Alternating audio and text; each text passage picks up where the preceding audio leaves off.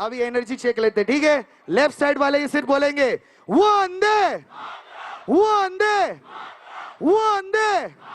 Centre energy check everybody, वो अंधे, वो अंधे। भारत माता की।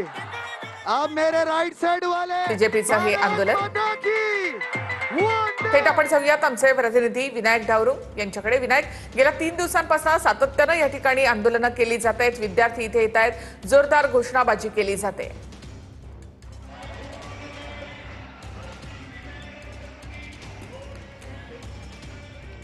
निखिला बरोबर आहे। आज ज्या पद्धतीनं आदित्य ठाकरे असतील किंवा अमित ठाकरे यांच्या वतीनं ज्या पद्धतीनं काल आव्हान जे आहे ते करण्यात आलेलं आपल्याला पाहायला मिळालं होतं। शिवाजी पार्कचा हा संपूर्ण परिसर आहे, आपण जर पाहिलं तर सगळे तरुण जे आहेत, सगळे तरुणाई जे आहेत या सगळ्या आंदोलनात सहभागी होण्यासाठी आता या ठिकाणी दाखल होताना आपल्याला पाहायला मिळतंय। 5 वाजता बरोबर आदित्य ठाकरे अमित ठाकरे या ठिकाणी येतील आणि या ठिकाणी राष्ट्रगीत जे आहे ते बोललं जाईल आणि त्यानंतर भूमिका ज्या आहेत त्या मांडल्या जातील। आपण पाहू शकतो की मोठ्या संख्येनं ही सगळी तरुणाई जी आहे ती या ठिकाणी या सगळ्या आंदोलनात सामील होण्यासाठी शिवाजी पार्क हा प्रमुख चौक आहे, या चौकामध्ये येताना आपल्याला पाहायला मिळते।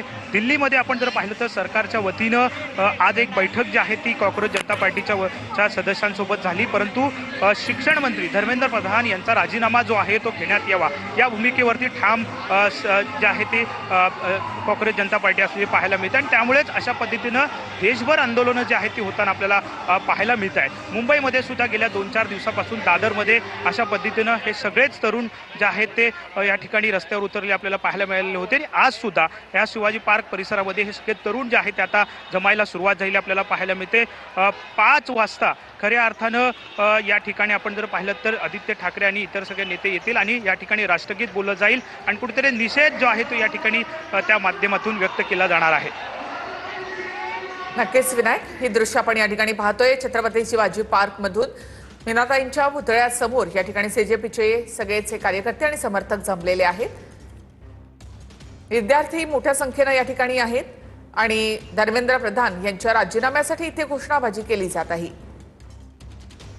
गेल्या 3 दिवसांपासून इथे शिवाजी पार्क या ठिकाणी हे आंदोलन सुरू आहे।